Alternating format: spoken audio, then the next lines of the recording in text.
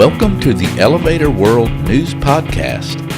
Today's news podcast is sponsored by ElevatorBooks.com. From educational programs and books to unique gift ideas and more, the only website you need is ElevatorBooks.com. This site offers books and materials on maintenance, safety, history, legal issues, technology, and more. Start browsing today at ElevatorBooks.com. This is your daily industry news update for October 16, 2018. In today's news, TEI Group is supplying elevators for Columbia Business School's new campus. A proposed skyscraper promises to be a kaleidoscope-like landmark in downtown Los Angeles. 4 people were hurt when an elevator fell in Brooklyn, New York. An investigation found that nearly half the elevators at a university in California lack inspection permits, and a man was strangled to death when his shirt became caught in an escalator at a Bronx, New York subway station. TEI Group has been contracted to install 17 elevators at Columbia Business School in a neighborhood of Western Harlem, New York, known as Manhattanville. The contract calls for 13 overhead gearless, 1 overhead geared traction, and 2 holeless hydraulic units. Covering 17 acres, Columbia University's new campus will be a home for education and research it hopes will be groundbreaking.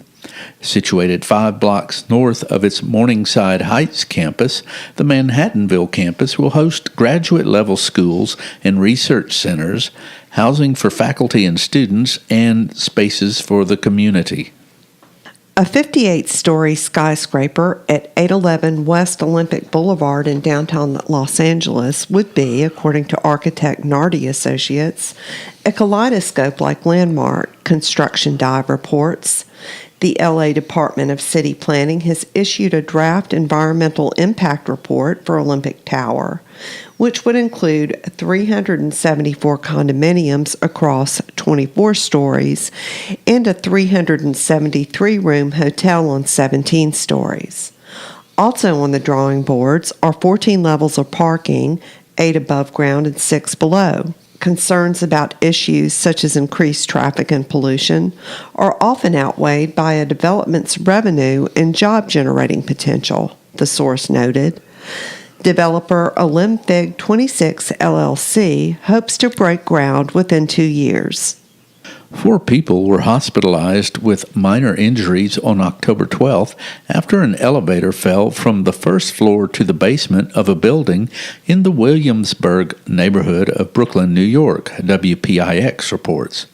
The incident, which occurred shortly after 9 a.m. at 741 Flushing Avenue, is under investigation.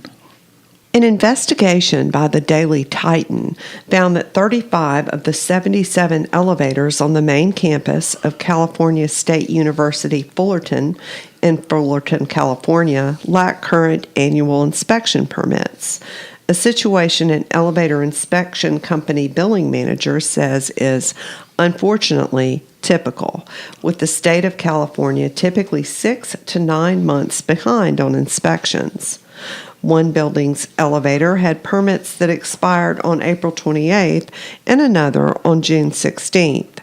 The State Division of Occupational Safety and Health inspected all of the university's elevators in July and August, but not every elevator was issued a permit. A university spokesman said mechanical updates may be needed before this happens.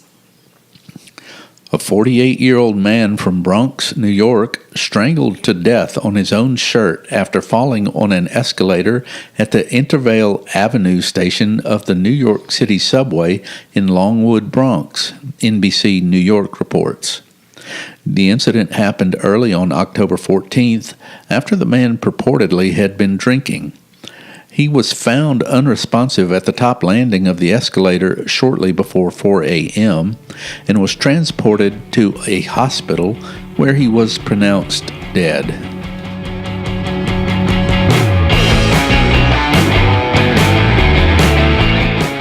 For more industry-related information, Visit elevatorworld.com and be sure to subscribe to our podcast in iTunes or the Google Play Store.